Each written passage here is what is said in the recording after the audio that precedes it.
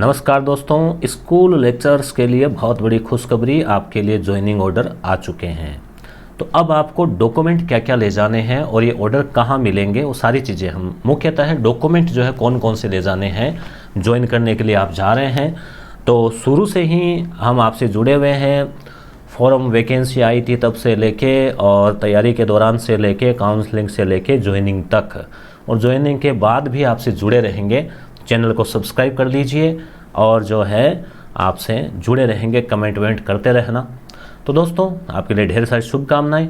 अब देखो ये ऑर्डर कहाँ मिलेंगे, तो ये जो राज एजुकेशन वेबसाइट है उस पर आपको जो सी सेक्शन लिखा हुआ है, फिर लेक्चर्स इधर इस साइड में, वहाँ से आप जो है करते जाएं। जैसे देखो ये मैंने आपको बताया था, पहले भी अपन ने देखा था, फिर भी इतना नहीं मिले तो ये जो लिंक है वो डिस्क्रिप्शन पे नीचे दिया है, उस पर टच करना, सीधा ये पेज खुल जाएगा। फिर इस पेज पे आप जैसे राजनीति विज्ञान, गणित, हिंदी, अर्थशास्त्र जिस पे भी टच करेंगे वो पीडीएफ आपके मोबाइल में डाउनलोड हो जाएगी। क्लियर। अब डॉक्यूमेंट क्या क्या ले जाने हैं आपको, तो ये मात्र 3 पेज का मैटर है जो कि सभी में दे रखा है, और ये वो तो आपको मिल ही जाएगा, आपने देख लेंगे। अब हम इसकी बात कर लेते हैं, और टेलीग्राम चैनल पर भी भेज दूं आप कहो तो। ये निर्देश वाला ऑर्डर आप सबको मिल गए होंगे, व्हाट्सएप ग्रुप वगैरह सब, है ना। तो अब हम देखते हैं कि ले जाना क्या क्या है, ठीक है, क्लियर करें। तो ये तो मुख्यतः निर्देश है, जैसे कि आप L12 जो है उसमें आप आते हैं। L12 का मतलब हो गया आपका बेसिक बनेगा 44,600 के लगभग आपका बेसिक होना चाहिए शायद। वो आपको 2 साल बाद में फिक्स रहेगा, और उसमें फिर उसका DA है, HRA है, ऐसे वैसे करके, ठीक है। वेतन की आप चिंता अभी नहीं करो। प्रोबेशन के दौरान 33 है शायद या 31 है, कितने 33 होने चाहिए, उसमें से 10% वो कटौती होती है NPS वगैरह की। तो आप चिंता नहीं करें, बहुत बड़ी आप जो है सर्विस लग गए हैं, गजेटेड ऑफिसर बन गए हैं, व्याख्याता बन गए हैं, और प्रण लें कि आप जो है पूरा 100% आपने जो अब तक अथाह ज्ञान प्राप्त किया है, और आप लाखों में से सिलेक्ट होकर हज़ारों में सैकड़ों में आए हैं, तो आप निश्चित रूप से जो बच्चे आपकी राह देख रहे हैं, आप मन ही मन संकल्प लें कि आप उनको बहुत ही बेहतर उनको शिक्षा देंगे, उनको संस्कार देंगे, देशभक्ति की भावना उनमें भरेंगे, सांप्रदायिक सौहार्द की भावना उनमें भरेंगे, और वो अपने जीवन की ऊंचाइयों को वो विद्यार्थी भी छू सकें, ऐसा हम प्रयास करेंगे। पूरे जो है अपने जो जितना भी अपने व्यक्तित्व से बन सकता है। चलो अब शुरू करें अपन। तो 2 वर्ष का प्रोबेशन पीरियड रहेगा, और जो लोग पहले से सर्विस में है तो उनका जो वेतन, वो जो चाहते हैं कि वो पहले वाला वेतन ले या प्रोबेशन वाला ले, उनकी इच्छा है। पहले वाला अगर ज़्यादा है आपका प्रोबेशन से तो आप पहले वाला वेतन ले सकते हैं, ठीक है। और अब ये जो है मुख्यतः है, देखो संस्था प्रधान, यानी आप जहाँ ज्वाइन करने जा रहे हैं तो वहाँ या तो आपको PEO यानी प्रिंसिपल साहब मिलेंगे, या वहाँ कोई आप ही का साथी व्याख्याता जो इंचार्ज है वो मिलेंगे, और वो आपको ज्वाइन कराने से पहले ये चीज़ें देखेंगे। अब ये चीज़ें आप तैयार करके जाओ, कोई दिक्कत नहीं आएगी। जैसे आपको काउंसलिंग में कोई दिक्कत नहीं आई थी, हमने आपको थोड़ा बहुत अपन ने किया था डिस्कस। तो देखो OBC अन्य पिछड़ा का जो प्रमाण पत्र है जो आपने बना रखा है काउंसलिंग में, वो ही ले जाना है। यहाँ कहीं नहीं दे रखा कि 6 महीने या साल भर पुराना नहीं हो, ऐसा नहीं हो, वैसा नहीं हो। तो सीधी सी बात है, OBC का जो आप ले गए थे काउंसलिंग में वो ही ले जाना है, ठीक है। वो ही ओरिजिनल आपको दिखा देना है। सक्षम अधिकारी के द्वारा जारी होता है, क्रीमी लेयर में नहीं होना चाहिए। क्रीमी लेयर की सीमा है वर्तमान में शायद 8 लाख, और क्रीमी लेयर में जो राजपत्रित अधिकारियों की संतानें हैं वही आती है, बाकी नहीं आते हैं, उसमें भी कई सीमाएं हैं। अन्य पिछड़ा वर्ग का प्रमाण पत्र माता पिता की आय के आधार पर होना चाहिए, मतलब आपके पिता और माता की आय कितनी है, वो क्रीमी लेयर में तो नहीं आ रहे हैं, बस वो ही, खुद की आय नहीं जोड़नी। विवाहित महिला है OBC की, तो उसमें पति के नाम या पति की आय से नहीं होगा। क्यों? क्योंकि जाति पिता की चलेगी और आय भी पिता के आधार पे, क्योंकि आय के आधार पे क्रीमी लेयर में आ रहा ना, तो वो आपका बना हुआ है, सीधी सी बात है। जो बनाया है तहसीलदार जी ने या जो जिसने भी, तो वो आपका सही है, ठीक है, वो दिखाना है, उस आधार पे बनता है, नहीं तो बनता ही नहीं है, ठीक है। तो यहाँ आपको कोई अलग से चिंता करने की बात नहीं है।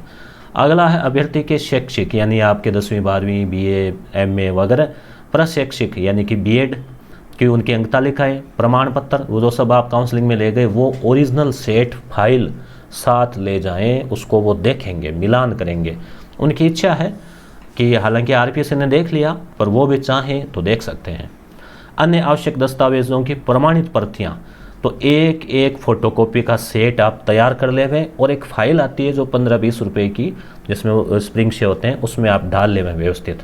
वो फाइल ही आपके आगे जाके पीएफ के रूप में बन जाएगी, पर्सनल फाइल, वो स्कूल वाले रख लेंगे। तो फोटोकॉपियाँ खुद ही जो है प्रमाणित करके, और आप खुद के साइन से एक एक सेट तैयार कर लेवें व्यवस्थित, 10वीं 12वीं बीए एमए बीएड जाति मूल वगैरह वगैरह, ठीक है, वो सब ऐसे। तो मूल निवास प्रमाण पत्र ले जाना ही है। विवाहित अभ्यर्थियों के लिए विवाह पंजीयन, अब आप विवाह पंजीयन नहीं हुआ अभी तक भी तो शपथ पत्र ले जाएं। तलाकशुदा या विधवा है तो उनसे कि पुनर्विवाहित नहीं होने संबंधी शपथ पत्र की उन्होंने पुनर्विवाह नहीं किया है, कब तक, ये भी अभी हम बात करेंगे। और अन्य नाम उपनाम संबंधी, जैसे मान लीजिए नाम में कोई त्रुटि रह गई थी, जाति में नाम में कोई स्पेलिंग वगैरह का जो आप ले गए थे आरपीएससी में, वो ही शपथ पत्र जो है वहाँ अगर ओरिजिनल जमा कर लिया तो वैसा वैसा और बना लेवें कि वो फलाना व्यक्ति और वे व्यक्ति मैं ही हूँ।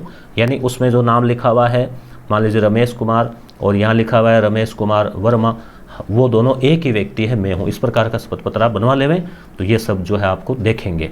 यानी नाम में कोई मिस्टेक है तो शपथ पत्र।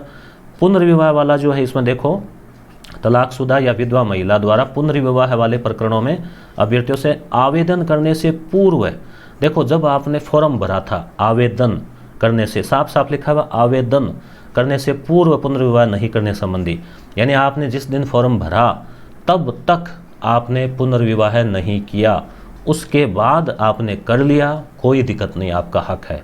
नौकरी लगने के बाद आप कर सकते हैं।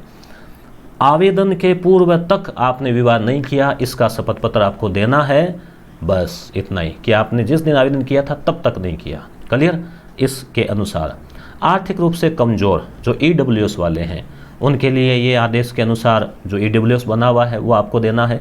तारीख वारीख यहाँ कुछ नहीं लिख रखी कि कितनी तारीख तक का वैलिड है, ठीक है, ये तो निर्देश है कि सरकार के द्वारा निर्देश दिए हुए हैं। तो आप जो काउंसलिंग में ले गए थे वो ही ले जाएं। तो माता और पिता की आय के आधार पर होना चाहिए, यह ध्यान रखना आपको। ईडब्ल्यूएस जो है ना, माता और पिता की आय। विवाहित महिला है तो उसके मामले में पति व पिता की आय, दोनों की, पति और पिता, ठीक है। तो ये फिर और कोई निर्देश अगर दे दिया हो तो ऐसा कोई आया नहीं अभी।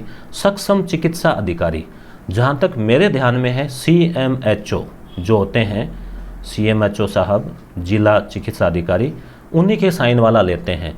कई बार जैसे मान लीजिए तहसील स्तर के जो अस्पताल है, CHC बोलते हैं क्या उसको, चीफ, वहाँ वाले जो मुख्य चिकित्सा अधिकारी है उनका भी चल जाता है, तो वो कोई दिक्कत नहीं। आपका स्वास्थ्य प्रमाण पत्र जो है उसकी मूल प्रति, अब आप आज ही स्वास्थ्य प्रमाण पत्र, कल, आज तो नहीं, मान लो कल आप तैयार करवा लें, घबराए नहीं, जल्दबाजी नहीं करें, ज्वाइनिंग की कोई चिंता नहीं, 1-2 दिन में आप जो है तैयार करवा लें, 1 दिन में तैयार हो जाएगा हाथों हाथ।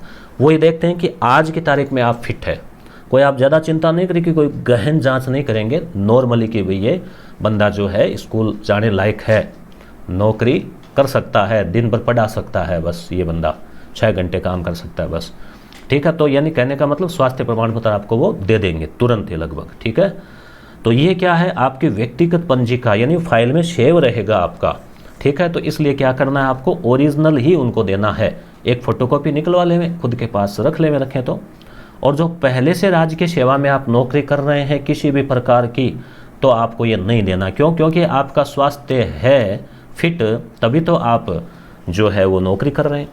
और जिन्होंने मेडिकल ले रखा है तो वो मेडिकल से वापस फिट होके आके ज्वाइन करके फिर आएंगे यहाँ। इसलिए आप समझ गए होंगे, प्रमाण पत्र आपको ये बनाना है। एक है पुलिस वाला, तो देखो मेन चीज़ 2 ही आई, एक तो हेल्थ वाला आया, बाकी उससे पहले तो ये आपने बनाए रखा है OBC EWS। तो नए में क्या आया, एक हेल्थ, दूसरा पुलिस वेरिफिकेशन। ये क्या करना है आपको, 4 बार के अनुसार कार्यग्रहण करने से पूर्व, ये तो आदेश है सरकार का कि जिला पुलिस अधीक्षक SP साहब के द्वारा प्रदत्त चरित्र संबंधी सदाचरण जांच प्रतिवेदन के होने के उपरांत, यानी सदाचरण कि आपका आचरण अच्छा रहा है, आप पर किसी प्रकार का कोई मुकदमा, ठीक है, खतरनाक नहीं हुआ, प्रतिवेदन में कोई विपरीत टिप्पणी नहीं है, ठीक है, सुनिश्चित करेंगे, अन्यथा स्तर में कार्यक्रम नहीं करावें। समझ गए। तो अभ्यर्थी के सदाचरण के जांच प्रतिवेदन में विपरीत टिप्पणी पाई जाती है, लिख दिया कि नहीं नहीं बहुत खराब है चरित्र, तो क्या है ज्वाइनिंग नहीं होगी। या अभ्यर्थी द्वारा सदाचरण जांच प्रतिवेदन कारण से पूर्व प्रस्तुत नहीं किया जाए, यानी ये जो है ना कार्यगण से पहले वो नहीं दें तो संस्था प्रधान कार्यगण नहीं करावें। क्यों? क्योंकि उनको क्या पता कैसा है इसका चरित्र। तो संस्था प्रधान के विरुद्ध अनुशासनात्मक कार्यवाही, तो ध्यान रखें इस चीज़ को खास कि आपको क्या करना है, सदाचरण का भी ले जाना। ये दो चीज़ कंपलसरी है, मोस्ट, ठीक है। यानी कि आप ई मित्र वाले के पास जाएं, वहाँ से ऑनलाइन आवेदन कर देवें और उनसे पूछ लें कि फटाफट कैसे होगा। फिर उनसे कोई रसीद वसीद आती होगी, वो आप संबंधित थाने में चले जाएं, वहाँ थानाधिकारी महोदय है या कोई पुलिस स्टाफ है, उनसे आप पूछिए कि सर मुझे फटाफट थोड़ा बन जाए, प्रोसेस बताएं। तो वो वहाँ से वेरीफाई करके और एसपी साहब के पास भेजते हैं, वहाँ से वापस शायद वेरीफाई होकर आता है। तो इस प्रक्रिया में 1 से 2 दिन तो निश्चित रूप से लग ही जाते होंगे। अब जिन्होंने बना लिया, तो मेरे ख्याल से बना लिया तो भी आप ले जा सकते हैं, क्योंकि आपने बनाया तब तक तो आपका आचरण अच्छा ही था, तो उसमें कोई। परंतु ये हेल्थ वाला जो है, ये पहले बना लिया, बीच में मान लो स्वास्थ्य गड़बड़ा गया हो, तो ये आपको दोबारा बनाना पड़ेगा, जहाँ तक मेरा ख्याल है। बाकी अंतिम निर्णय करने वाले तो आपके संस्था प्रधान है। आजकल साला दर्पण पर स्टाफ लॉगिन से आप देख सकते हैं डिटेल, संस्था प्रधान से फ़ोन पर पूछ सकते हैं, नंबर भी मिल जाते हैं और सबने लगभग पता कर ही लिया होगा, ये बीच में टाइम मिल गया तो समझ में आ गई बात आपके, ठीक है। तो ये तो मेरे ख्याल से अगर पहले बन गया है तो भी मेरे ख्याल से चल जाएगा, और ये जो है नया बना ले, ये मेरे विचार है, आप देख लें बाकी।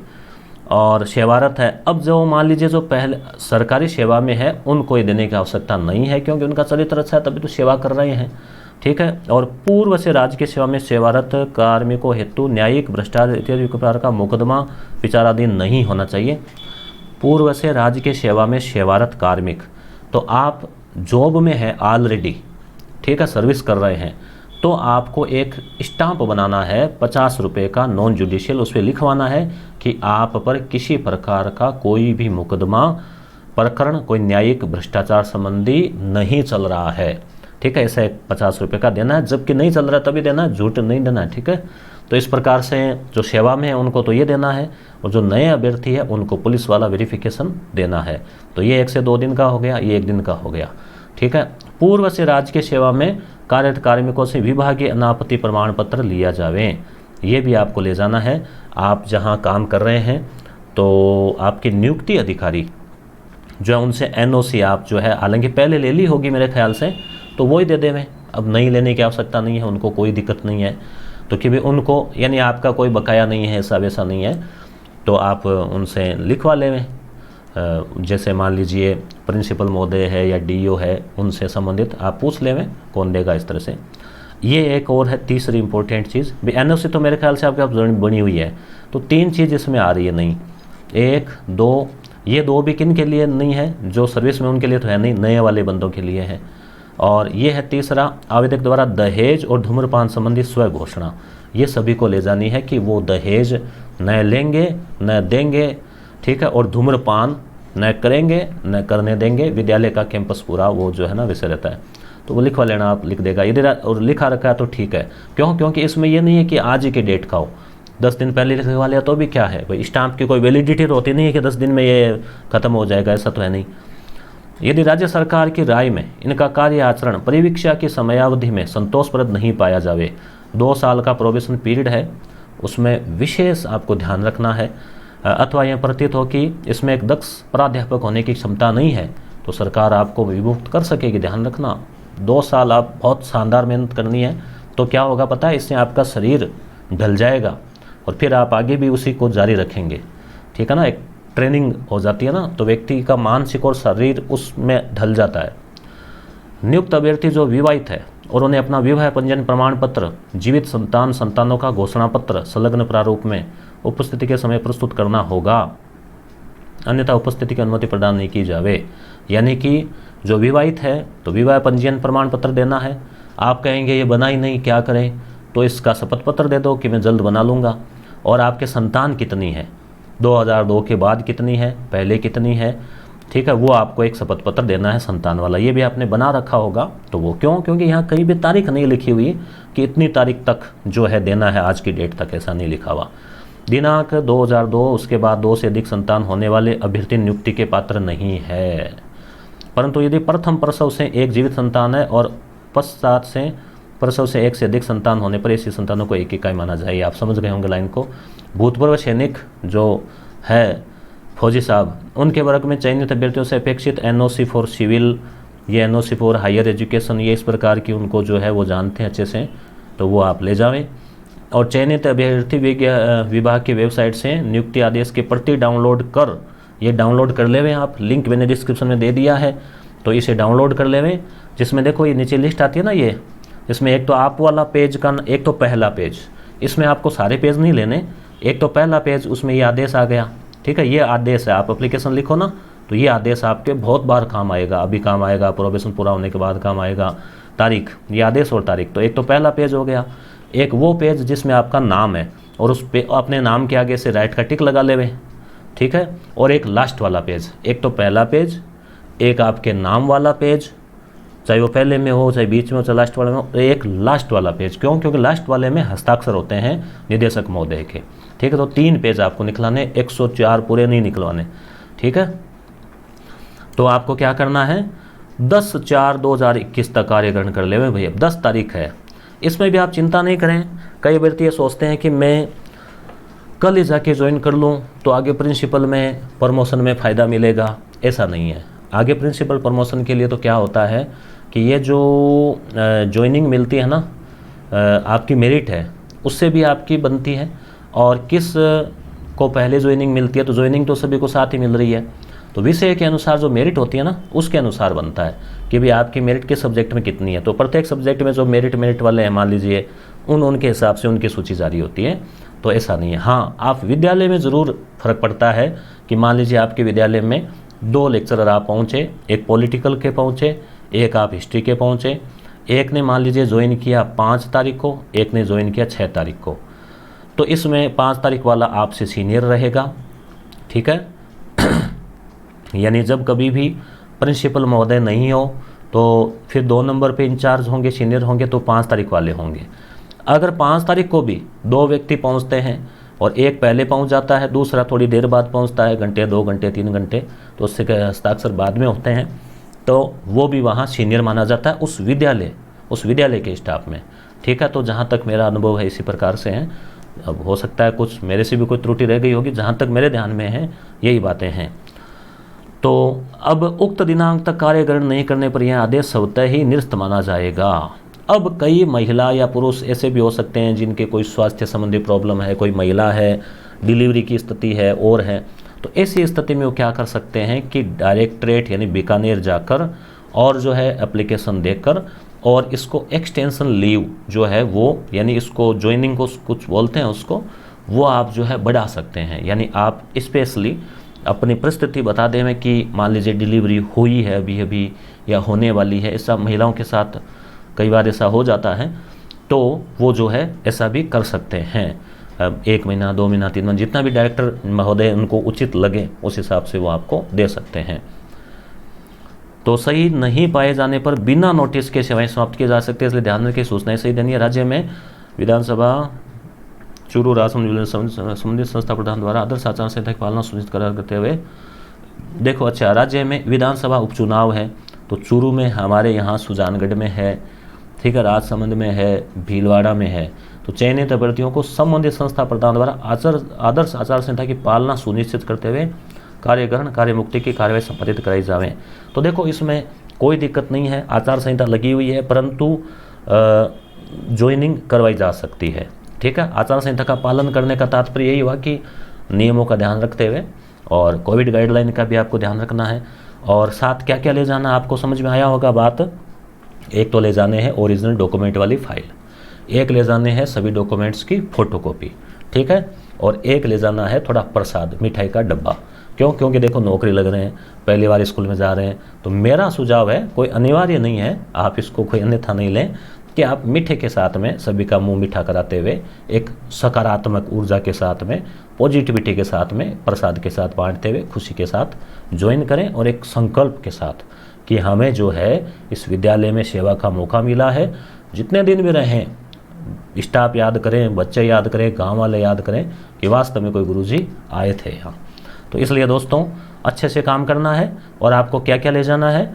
मुख्यतः डॉक्यूमेंट, फोटोकॉपियाँ, पुलिस वाला जो प्रमाण पत्र नए बंदों के लिए, हेल्थ नए बंदों के लिए, और अगर आप सर्विस में है तो ये दोनों नहीं ले जाने आपको। ये है दहेज धूम्रपान, ये सभी को ले जाना है।